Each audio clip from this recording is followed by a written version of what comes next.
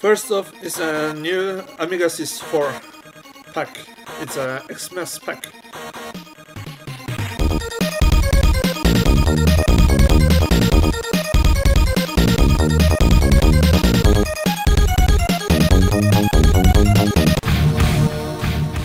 Hast Enterprises in Sweden gives you Sam, the red one. Sam is a Amiga OS4 product made by A-Cube.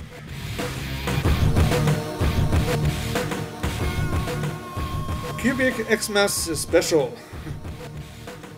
With Cubic you can edit and check HTML documents, write and compile software, localize programs, edit Hollywood multimedia scripts, create installations, write Amiga guide documentation, and even play around of Minesweeper. A new mplayer for Morphos is out.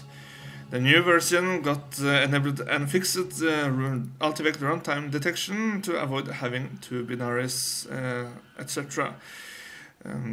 The new version also got GUI, graphical user interface, as an option. Download it now. Enig. Dette veldig staselig. Litt ambisiøst å gå rett på, men ok. Kom.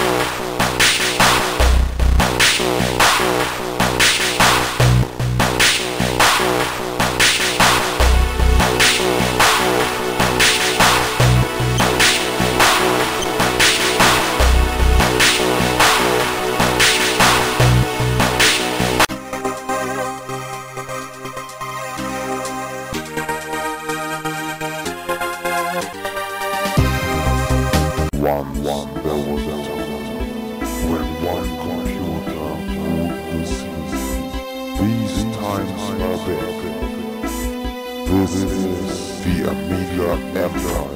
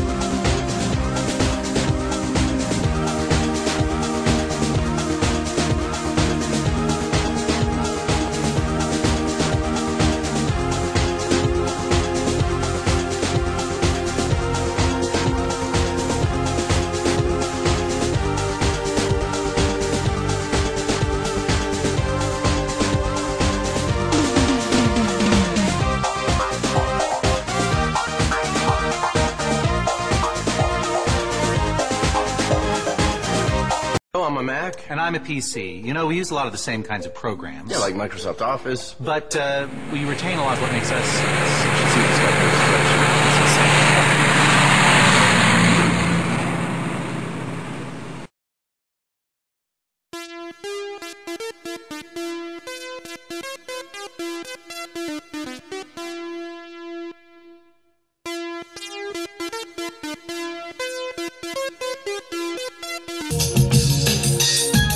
Welcome to our mplayer review on Amitopia TV. A review that just tells you how mplayer works and a bit about what Fab should do or not, and the functions a bit too. mplayer is a program for watching videos and listening to video. So it supports lots of different types of formats, like the DivX, Xvid, FLV, file formats, and much more. In the future, when Mac Mini G4 is supported by Morphos, you will be able to watch HD content too. So in the future, you will be able to watch it. That will be really cool, I think. But let's not forget the review, meine Damen und Herren. I have to say a big thank you to Fab, which is a French Morphos coder, which is the main maintainer of mplayer for Morphos. He's a great French person who updates mplayer several times and listens to his users. So I have had many chat times with him and sent him lots of bug reports, and he's kindly to listen to them and yeah, etc. Now Fab have made a GUI for mplayer, which makes mplayer usable for beginners also. So it's really nice, and it really pops up the Morphos feeling a bit too, because Morphos lacks a really great GUI frontend for, you know, video player. So Fab have made it. The new GUI, or should I say graphical user interface, is fairly easy to use. You have the arrows and playlist and much more, which is really cool. And you have menus where you can choose from things like widescreen or not widescreen. The only thing I want to comment here is the GUI interface, which should be standard when releasing mplayer updates. Not everyone knows how to rename mplayer to gmplayer, for example. So other than this, I haven't experienced any big problems with the newest release. It plays FLV files from YouTube even without sync problems now, which have been corrected many releases ago, but I haven't had any review on Amitopia TV yet, so this is my first one, so I hope it's not too complicated. So yes, if you want to get a player that works for Morphos, get mplayer. So my conclusion to this review is that Fab have made mplayer usable for normal audience. No harsh words towards the coders, but to get the user on the street to use Morphos, I think it needs to be user-friendly. So next time, Fab, it's just an idea. If you want to get more people outside of the Morphos community to use mplayer, which have not had much experience with shell and CLI and so on, you should release it as the main the GUI player. So I give it 8 out of 10 Amitopia TV stars, and wish it Fab good luck, and I hope you like this my first mplayer review.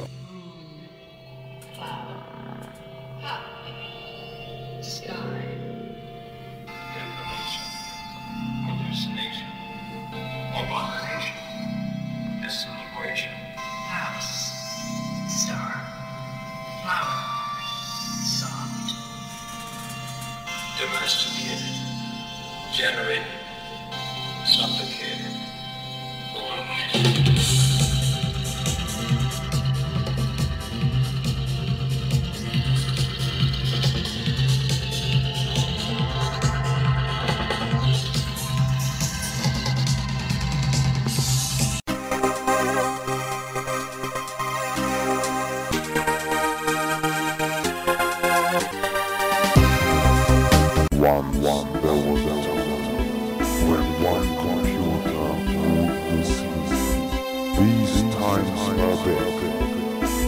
This is the Amiga Empire.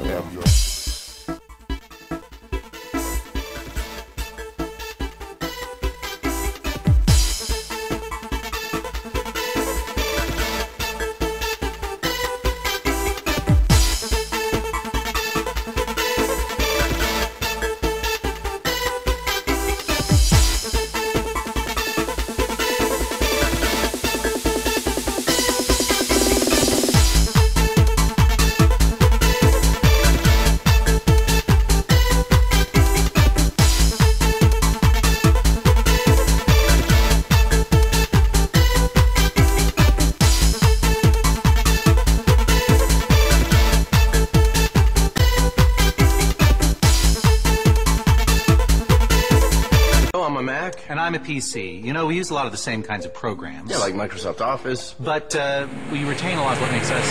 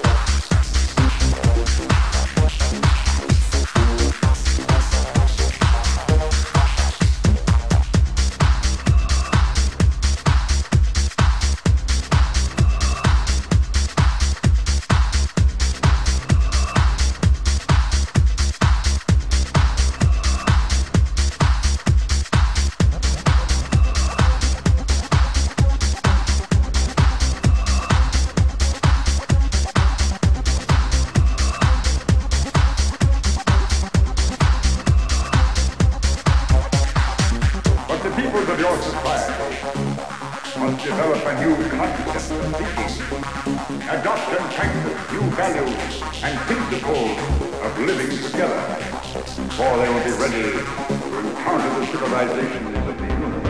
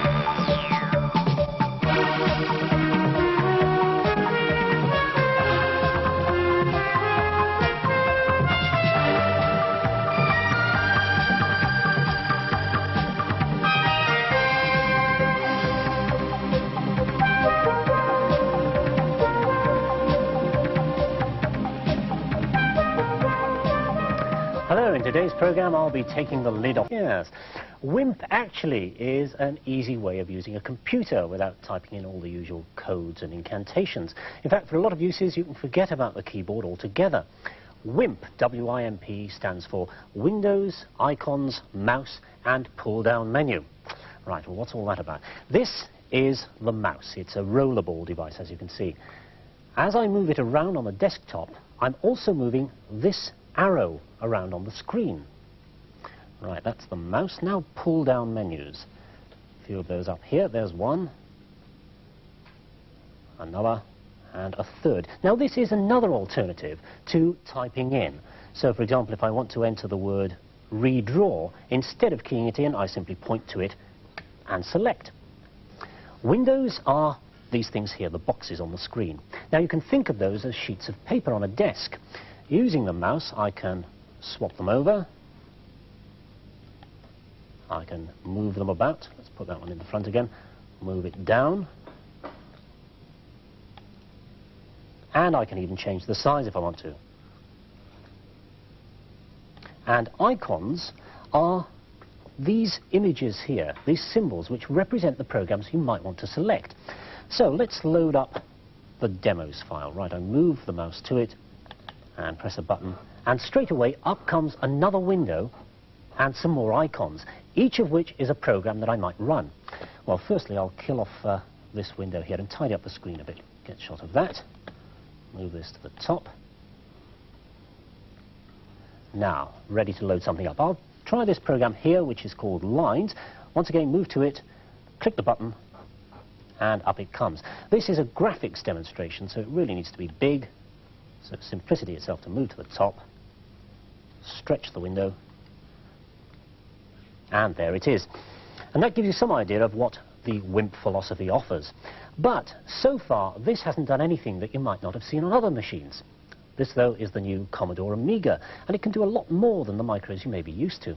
And to show that, well, let's try another demonstration here, this boxes demo. Then I'll stretch that one again, move it to the top, make it a bit bigger. Now, you'll notice that the Lines program carries on running.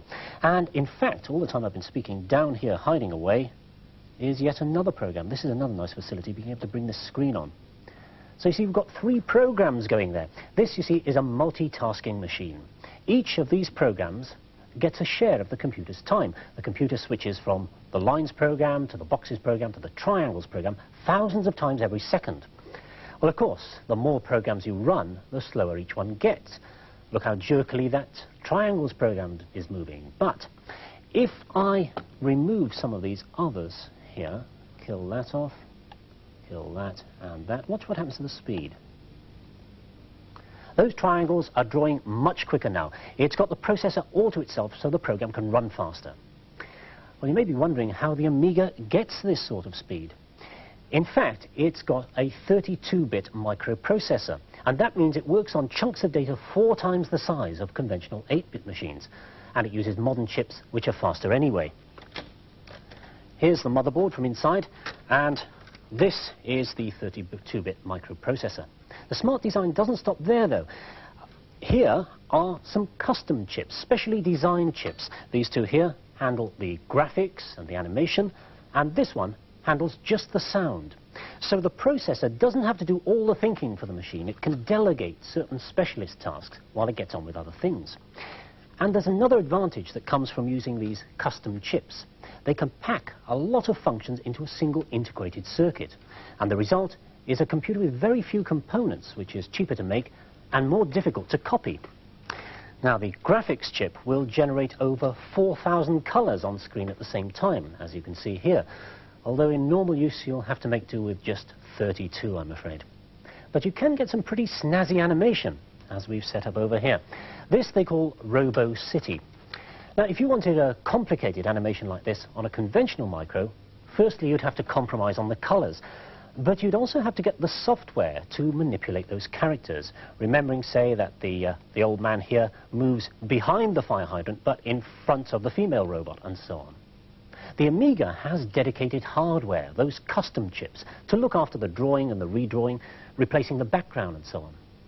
Right, well, much as I like that demo, I'll pull that one down and move on to the sound, because sound is normally the forgotten feature of a micro. Traditional sound chips give you a rather crude quality, but with custom-built chips, you can get quality like this.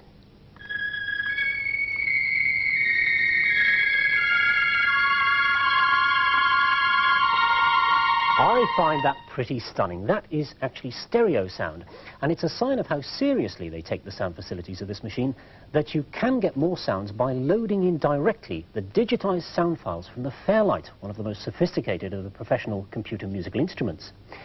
If you don't fancy the old strings touch, what about this one? Heavy, man. It's also got text-to-speech facility, which you may remember we demonstrated in our review of speech chips in Program 1. Well, all this is fine, but what's it going to be used for? Well, multitasking has real uses. You can leave the machine to get on with, say, printing a long document at the same time as word processing and while the computer's sorting out some records on your database. But there does seem to be some confusion as to who this machine is aimed at. In the States, it's marketed as a home micro at about $1,500. Well, bigger disposable incomes, of course, over there. But in the UK, they're planning to launch it as a small business machine, which perhaps means that some of the facilities, such as this, are just not going to be used.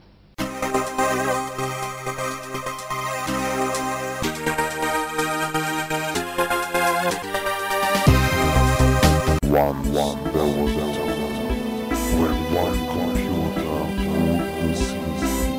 These times are big. This is the Amiga Empire.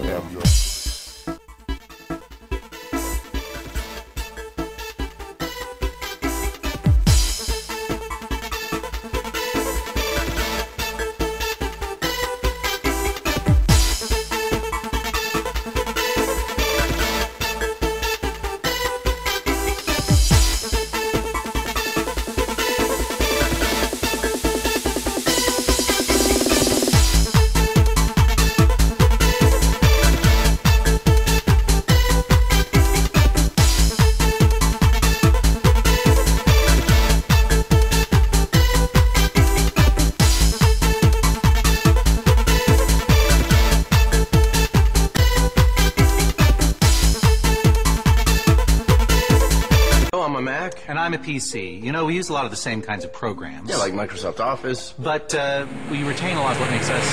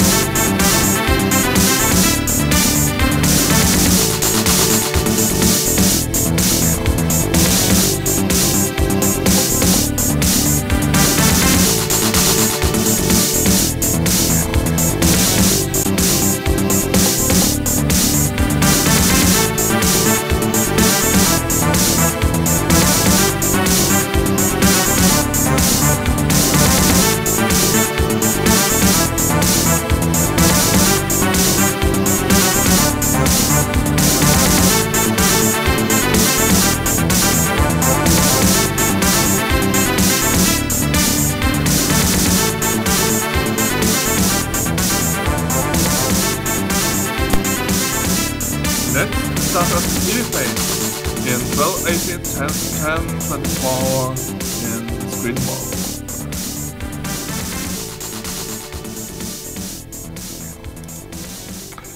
Here you see the icon bar you have 1, 2, 3, 4, 5, 6, 7, 8 icons on the top.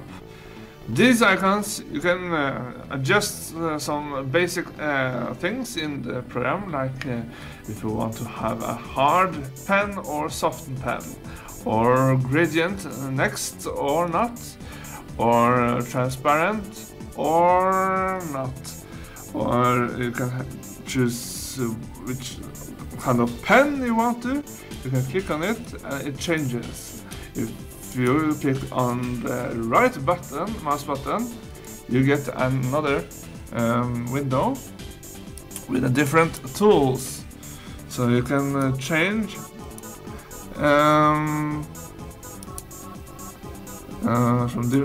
between different tools.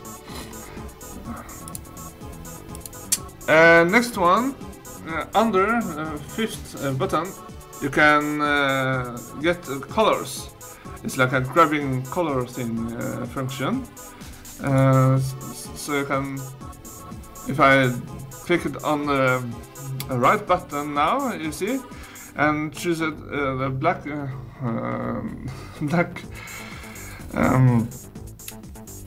background, you see that it changes to totally black.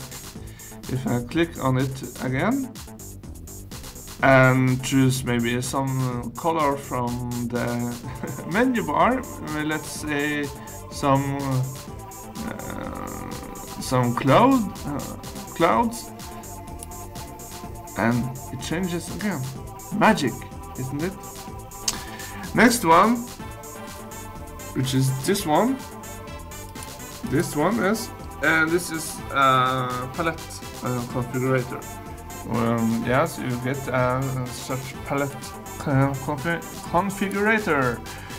It looks really nice, and you can copy, exchange, spread, okay, etc. You can mix colors and more, so it's really nice, and you can alter the things you want to if you are into colors, that is. And then we have color and some configure menus, but we will get through them later on because they are a bit little more advanced, but you get to know them later on. As we also will take you through shortcuts, you will also have to all of the shortcuts menus is in these menus. Then we have three important drawing icons here on the left. With them you can adjust the dots you are painting with. With the biggest one, you get this size, medium, this one, and the smallest one, like this. It's really funny. Nice art, don't you think? Then we have 1, 2, 3, 4, 5, 6, 7, 8, 9, 10, 11, 12, 13, 14, 15, 16 icons where you can which is for your drawing skills. You can start first with dots. What do the dots do?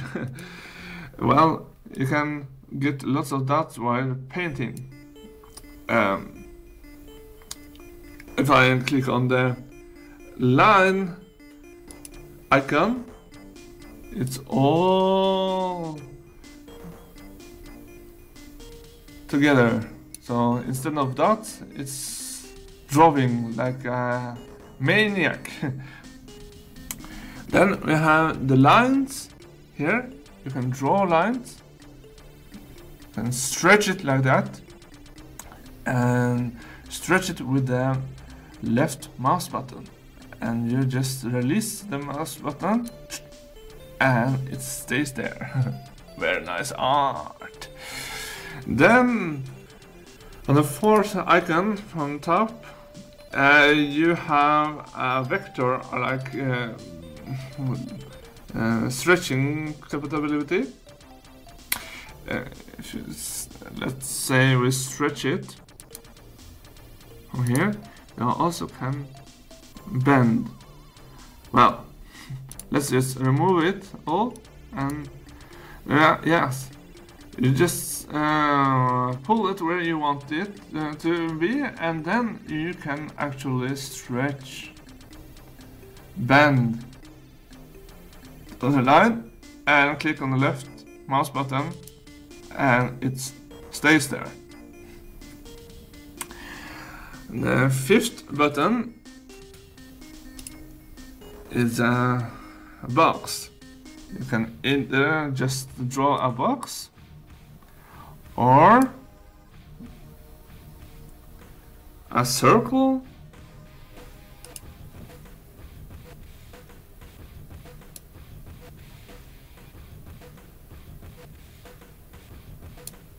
or an oval circle like this one, where you can actually choose the width of it. Really cool.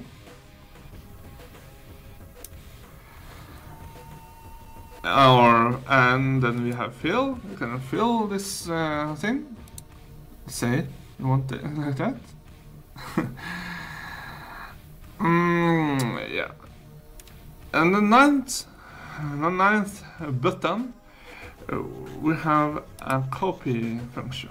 It's very similar to the TvPaint and Deluxe Paint thing, where you can actually grab anything you have on the drawing map you have drawn, and you can make it as a convert it to a brush. So there you see I have a brush and I can draw. But I will show you some much more advanced parts of it later on. Next one is a perspective mode, where you can adjust it, but I won't go through it now. We'll take it through it in next episode of this TvPaint guide. Then we have text. Yes. So you can write to me, amitopia@gmail.com. So write down there. So here you can choose fonts and sizes of the font, scale X, which is really cool. You can scale the font as you want to in both directions and side directions. You have italic, rotating. Yes, you can rotate, track, space, outline, border, smooth. Yes, you can get a smoothing effect on the text. The only thing I missed here is that I could actually edit the whole text or mark it or anything like that. But since TvPaint is so old, I can understand it. So now you know it. And then you have an RX button, which you can, if you know RX very well, can actually do RX stuff for TvPaint.